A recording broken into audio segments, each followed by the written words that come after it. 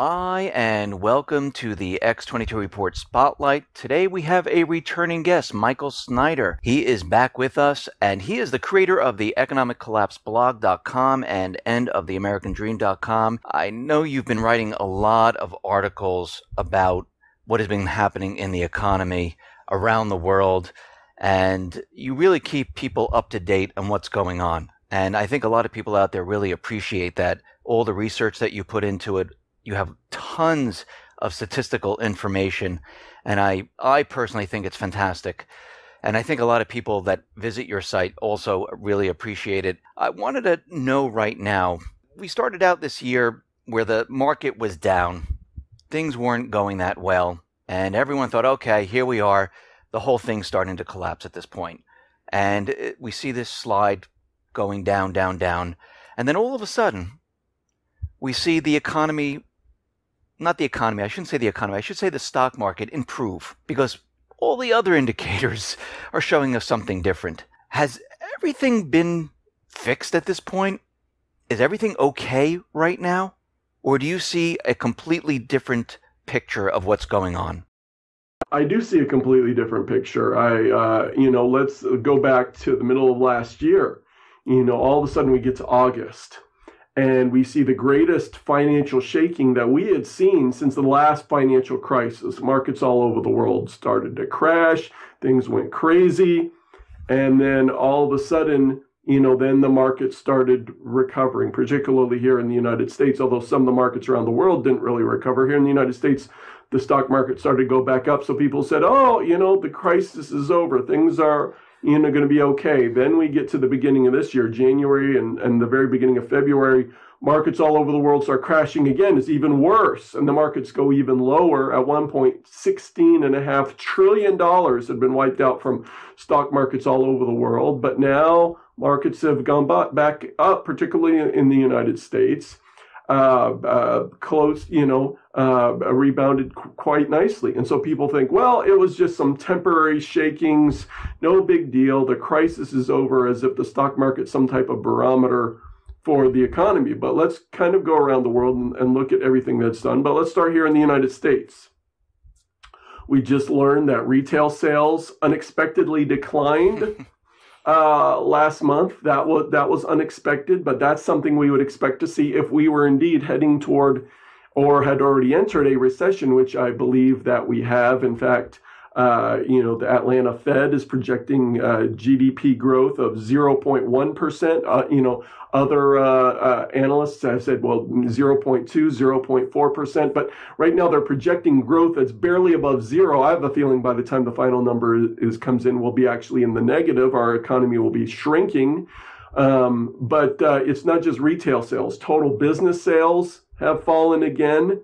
We're seeing the inventory to sales ratio has risen to the highest level we've seen since the last recession. In other words, retailers, dealers, they're sitting on lots and lots of stuff that's not selling. And so what they're doing, they're ordering less stuff from the factories. In fact, factory orders in the United States have fallen for 16 months in a row. We never see this outside of a recession. We're seeing corporate revenues fall, corporate earnings fall. In fact, it's being projected that for this corporate earnings reporting season on Wall Street, corporate earnings will be down an average of 8.5%, which is definitely in recession territory. So we're seeing all these things, and corporations are getting into trouble with their debt. Corporate debt defaults have spiked to the highest level since the last financial crisis. We're seeing the average rating on corporate debt has fallen to BB, the lowest level that we've seen, actually lower than at any point during the last financial crisis already. So, all the underlying economic statistics, the economic fundamentals are just deteriorating. The energy industry continues to fall apart. Dozens of energy companies have filed for bankruptcy. The U.S. oil rig count has fallen to the lowest level in 41 years. Since the beginning of 2015, we've already lost more than 100,000 good-paying energy jobs. So here in the United States, the economic fundamentals continue to deteriorate quite rapidly, and yet because the stock market has been doing pretty good lately, people, at least on a general level, people are feeling pretty good about things. But that's just here in the United States. We can also talk about what's going on in the rest of the world. Is the rest of the world doing as well as the United States, or do you see something, a completely different picture outside of the United States? A completely different picture, because all these numbers I just talked about were for the United States. But the thing is that right now, fortunately, the United States is pretty much doing better than almost everyone else on the planet. So let's take a quick look at what's going on around the planet. Let's start with down in South America, where you've got Brazil. They're the seventh largest economy on the entire planet. So they're a big deal. Well, in Brazil, just a few weeks ago, CNN ran this headline, quote, "Brazil, economic collapse worse than feared." So not only are they admitting what's happening down in Brazil is an economic collapse, but they're saying it's even worse than we thought. So should we worry that they're using the word economic collapse now in their reporting? Because it was really the alternative media that was using economic collapse. Now the corporate media is using it. Yeah, and I made a big point of this in a recent article. It's like, when the mainstream media, when CNN starts using that in their headlines, that's time to start paying attention. To me, it's a big deal. And of course, impeachment proceedings are moving forward with the president down there. Unemployment is skyrocketing, crime's getting out of control. People are really, really hurting in Brazil, but in Venezuela, it's even worse. And you mentioned economic collapse in the headlines. Well, in the Independent, which is one of the biggest news sources in the UK, they used economic collapse in their headline to describe what's happening in Venezuela. Basically, the gist of that story was that what's going to totally collapse first, the government or the economy. What's happening down in Venezuela is basically we're seeing the end game of printing money like crazy, which we can talk about later in this show, what's happening in the Western world. But in Venezuela, one measure of inflation has hit 720%. And this has led to food shortages because people actually get some money. They want to go to the stores immediately and buy some food or whatever, because, they just know that tomorrow or the next week, prices are going to be even so much higher. So if they actually get some money, they want to spend it immediately. It's kind of what happened in the Weimar Republic in Germany in the 1930s. So this has led to severe shortages of food and basic supplies. If you go into the stores in Venezuela, the store shelves are bare. Chaos and rioting and looting. You basically got the gangs and the mafia are kind of taking control of things. It's kind of turning into the Wild West there in Venezuela as society totally unravels. And so they're even worse than Brazil. But that's just South America. South America is essentially mired in this horrible depression, but it's just not South America. If you go over to Europe, the problems in Greece, of course, are continuing, but Greece is only the 44th largest economy on the entire planet. Italy is the 8th largest economy. And in Italy right now, the banking system is melting down. It looks like virtually all the banks over there all the big banks are going to need a bailout. They just had an emergency meeting 1 week ago in Rome. And they said, what are we going to do about the banks? How are we going to rescue the banks? So they came up with this ridiculously small, fund to try to help them. And it's really, not going to do much good. But basically, we're seeing a banking system meltdown in Italy, which is the 8th largest economy on the planet. So if they had so much trouble fixing Greece, what are they going to do about Italy? How is Europe going to save Italy, which is, the 8th largest economy on the planet? You mentioned riots and inflation.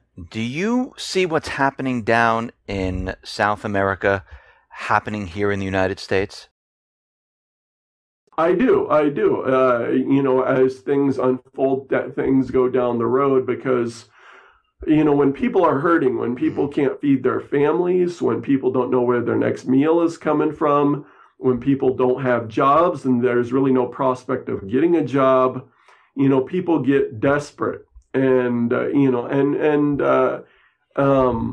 when you combine that with the anger, the frustration, which are growing, which in recent years, a whole host of polls and surveys in the United States have shown anger and frustration in this country reach, extremely high levels. So this is kind of bubbling under the surface. The general population is angry. We see it kind of in in the candidacies of Donald Trump and Bernie Sanders, where people are wanting establishment, candidates that are not part of the establishment. They're angry about what's going on in Washington, D.C. They want to do something, so they're like, give us someone else. And you combine that with, how our borders are wide open, where we've got people, coming up through the southern border in particular, unchecked. And this has led to fueling of, for example, the FBI says we've now got 1.4 million gang members living in our cities, major cities, 100,000 in the city of Chicago alone. This has been primarily fueled by illegal immigration, which has been, fueling the growth of these gangs. And then, of course, you've got the radical left with whether it's what we've seen in Ferguson, Baltimore, we've seen with the Black Lives Matter movement, we've seen with, these protests at Trump rallies, where there's so much anger and frustration from the far left. And, all these factors put together, basically the conditions are really ideal for civil unrest on a nationwide basis. All it's going to take is a spark. And of course, Trump is kind of providing that spark on a political level, but also as economic conditions really start to head downhill, particularly once the financial markets completely melt down, I think that people are going to get angry and frustrated, and they're not going to act out in a responsible manner. Now, we see across Europe and Japan, they're in negative interest rates right now. And we see here in the United States, they raised the interest rate. But you had an interesting article about the central banks distributing money directly to the people. At this point, I mean, is this the last bullet they have to shoot to say, okay, let's try this and see what happens. If we give money to the people, maybe this will help the economy. Do you think this is going to help the economy, them giving money to the people? Yeah, just look at what's happening in Japan. They tried, they try to stimulate the economy through government spending, and now the debt to GDP ratio in Japan has been pushed up to 229%. They tried to stimulate it with quantitative easing. On a per capita basis, the quantitative easing over there has been far, far greater than what the Federal Reserve did here in this country. And, they try to stimulate it now, but, all that didn't work. The Japanese GDP has gone negative again for the second time out of 3 quarters, and industrial production just dropped to the lowest level since 2011, since the tsunami. Their economy is basically a zombie at this point. So nothing's working. So now they've tried negative interest rates. That doesn't seem to be working. And in fact, the Nikkei is down about 5,000 points from where it was last summer. It just dropped another 500 points last night, but that had to do kind of with the great earthquakes that have been happening down there, particularly on the southern island of Japan. But so now, what they're talking about in both Japan and Europe, they're saying, hey, maybe it's time for helicopter money. Maybe the central bank needs to start giving money directly to the people to stimulate spending, to stimulate the economy. But that just shows, for them to even be considering such emergency measures shows really how fragile things are, where they're just getting to the point where, hey, we're just going to print money and just start giving it to people, where basically this is what I believe the end of democracy looks like. Where how close to the end game we actually are, where they're talking about doing this. And of course, we've seen things, when just money starts being printed up and just being, economies being flooded with money. We've seen what happened in the Weimar Republic and what's happening in Venezuela right now. We saw what happened in Zimbabwe.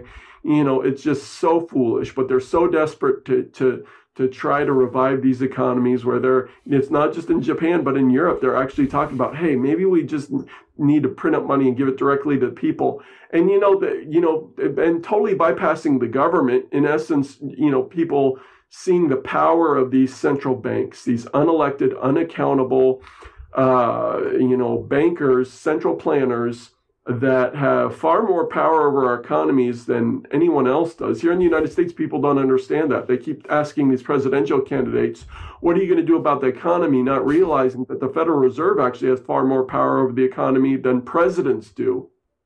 That's absolutely true. And you mentioned that we're coming to the end game here, and I'm getting the feeling the elite millionaires, they're starting to realize or understand that things are rapidly falling apart, because you were talking about people leaving Chicago, other major cities. We have reports of the rich building their own runways in different countries so they can land their private planes.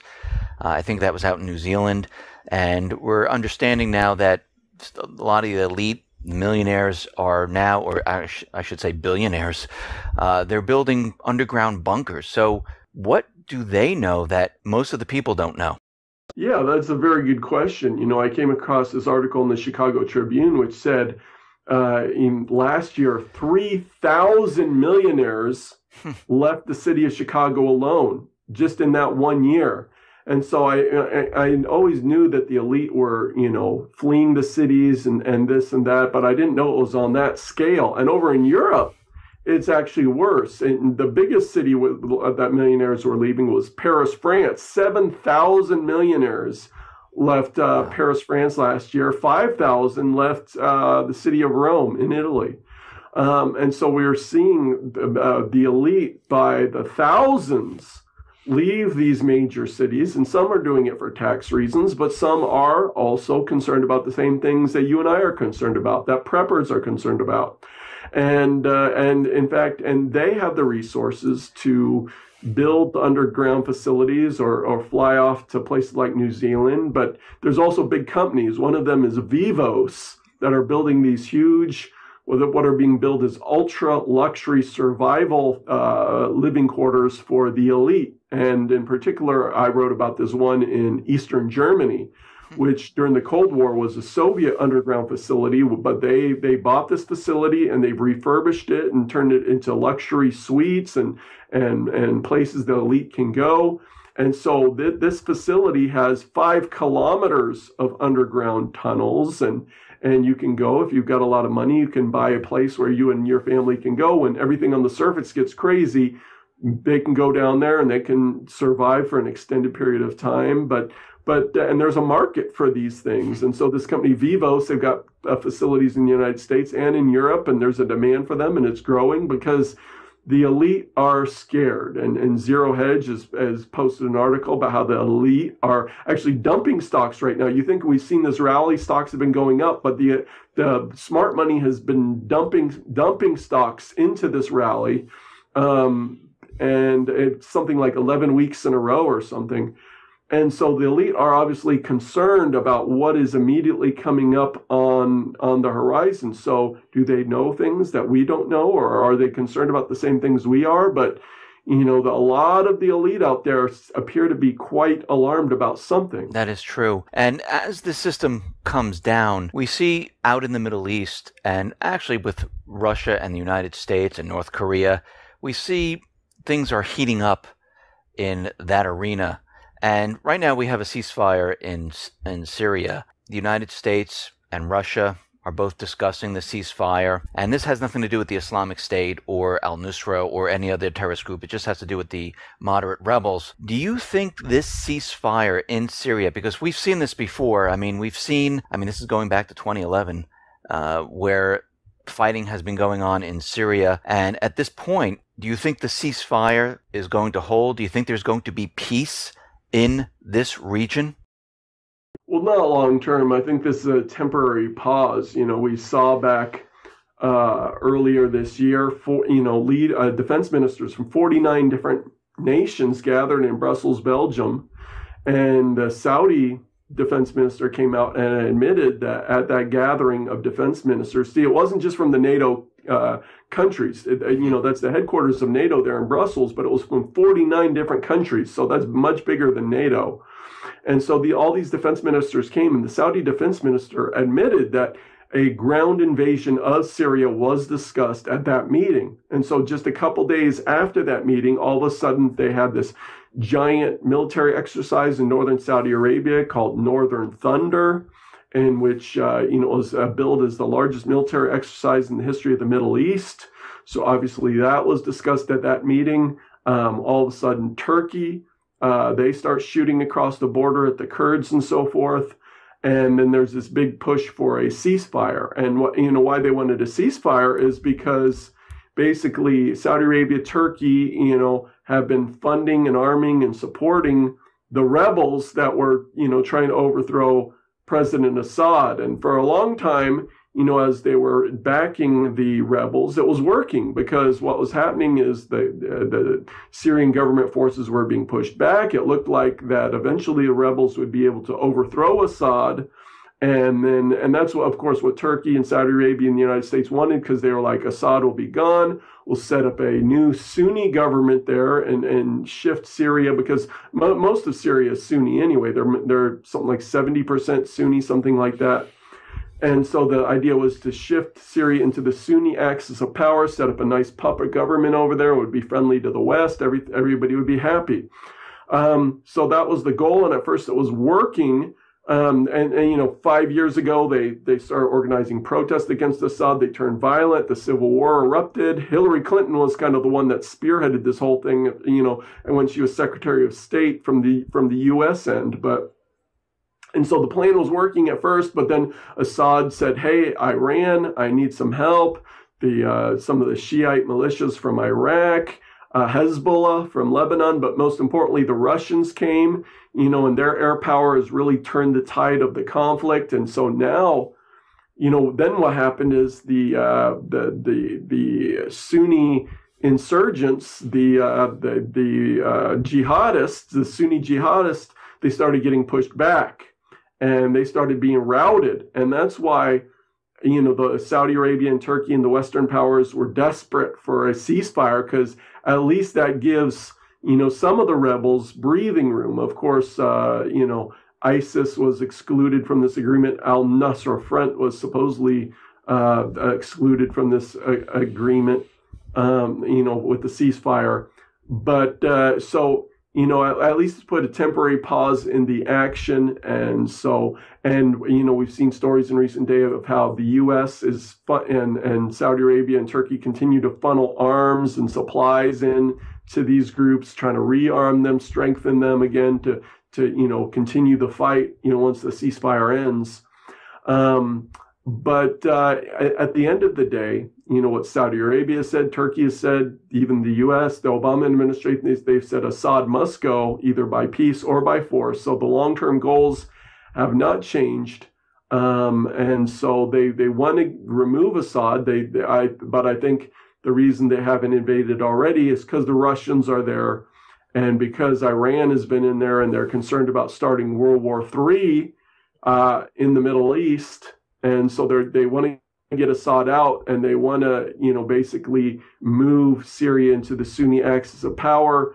But, I think Obama in particular, I think Saudi Arabia and Turkey already wanted to go in, but I think Obama he's been hesitant to give the green light, because he's not sure he wants to start World War III in Syria. But the status quo is not acceptable long term. So, I believe that this ceasefire is only temporary. Do you think that they will use a false flag or some type of an event to justify going into Syria? Well, yeah, I think that's quite likely. I think we've already seen a couple of false flags in Turkey, where there were some bombings, then they blamed it on the Kurds, and it gave them justification to fire artillery and conduct airstrikes against the Kurds in northern Syria. And so I think we've already seen false flags, but I expect that we may see even more. And of course, anytime there's an attack by ISIS in the Western world, it shifts public opinion. All of a sudden, people think, we need to do something about ISIS. Let's go get ISIS. Of course, ISIS is in Iraq, but it's also in Syria. And so then, Western leaders start talking about, well, we're just going to have to, go into Syria. We're going to have to do something. And the U.S. actually already has special forces inside Syria, and conducting attacks against ISIS and so forth. So, yeah, but, so if they, are getting ready to conduct a massive ground invasion in Syria, make a major move, I would expect to see a false flag or multiple false flags to kind of move the needle of public opinion. And if this does happen, what does Russia do at this point? Are they going to sit by and say, well, okay, they're coming in, or do you think this is going to escalate into a major war? Well, that's the big concern, and that's a big concern I have because, of course, the Russian government is allied with the Assad regime. And if there's an invasion of Syria, the goal is not just to go in there and take a little bit of territory. The goal would be to make a push toward Damascus, to take down Assad, to remove the Assad regime. That would be the goal of if Saudi Arabia and Turkey, backed by the Western powers, went in. That would be the goal. But Russia has already told Turkey, according to one former Associated Press reporter, that Russia has informed Turkey that they're willing to use tactical nuclear weapons to defend Damascus. And so if that happened, if tactical nuclear weapons began to be used, that could potentially spark World War III in the Middle East. And of Saudi Arabia has nuclear weapons now, I believe, and some top former U.S. military officials, among others, believe that Iran has nuclear weapons. Of course, the Western powers have nuclear weapons.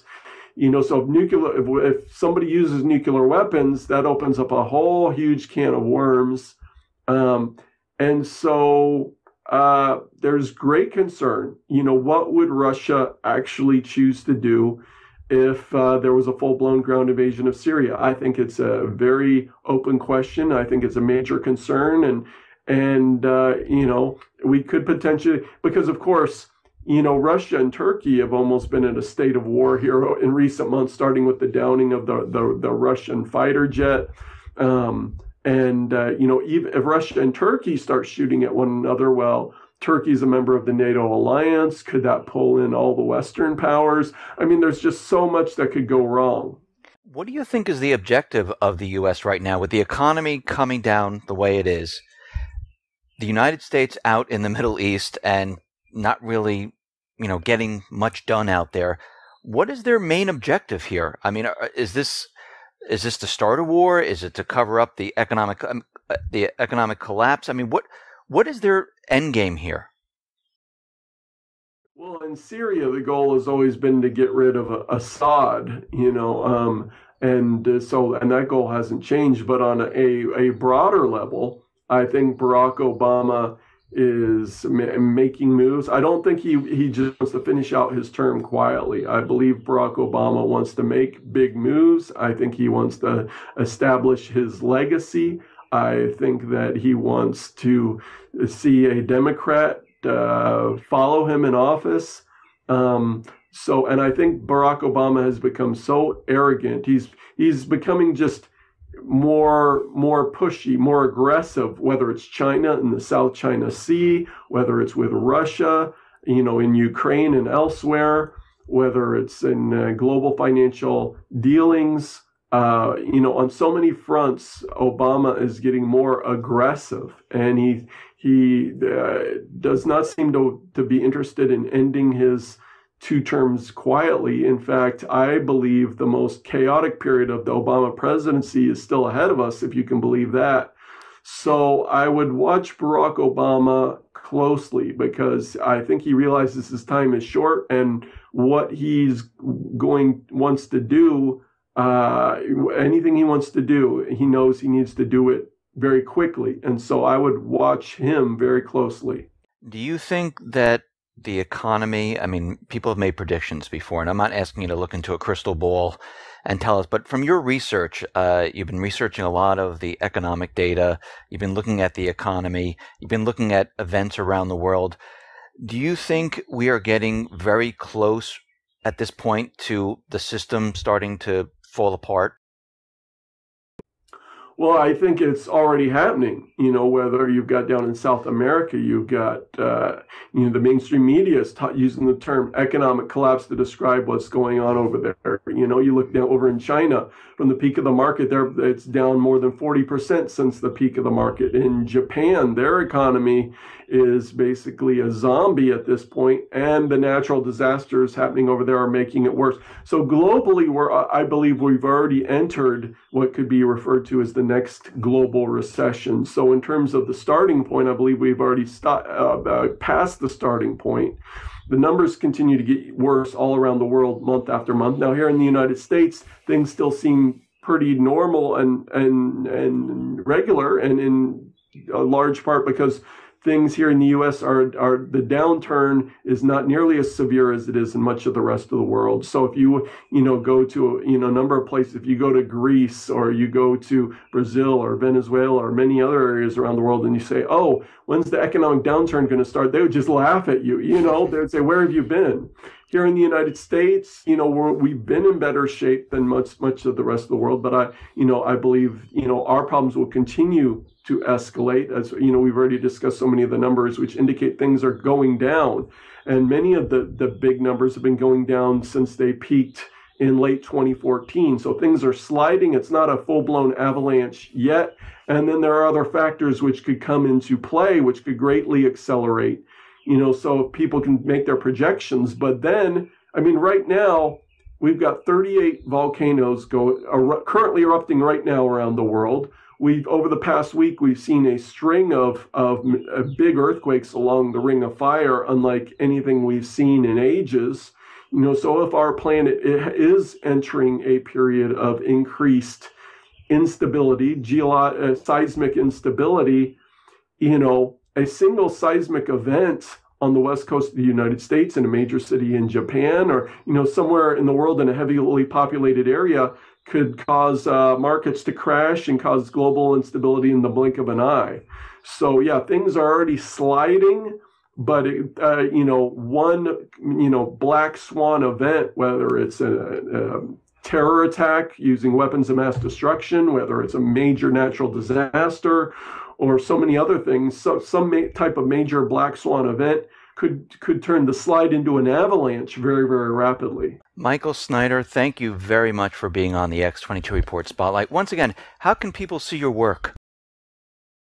Yeah, the website I'm most known for is the economiccollapseblog.com, or if you just go to Google and type in the economic collapse, it's the result that comes up. Also, I hope people will check out my new book on Amazon.com entitled The Rapture Verdict. Today, a lot of Christians know what's happening, know all these problems are coming, but the number one reason they're not getting prepared is because there's this belief in a pre-tribulation rapture. If you're a Christian, you know what that refers to, where most Christians in the Western world believe they're going to get pulled out of here before anything really bad starts to happen. Well, in my new book, I very, very clearly and comprehensively show in 37 chapters that the Bible shows that this is not going to happen. And what I share is what actually the church taught for the first 1,800 years. It's only in the last couple hundred years that this new doctrine has come in and kind of been adopted in the Western world. But so if people are interested in learning more, I hope they check it out. The Rapture Verdict, it's on Amazon.com in a paperback and also in the Kindle version. Michael, once again, thank you very much for being on the X22 Report Spotlight. Thank you for having me. Thank you.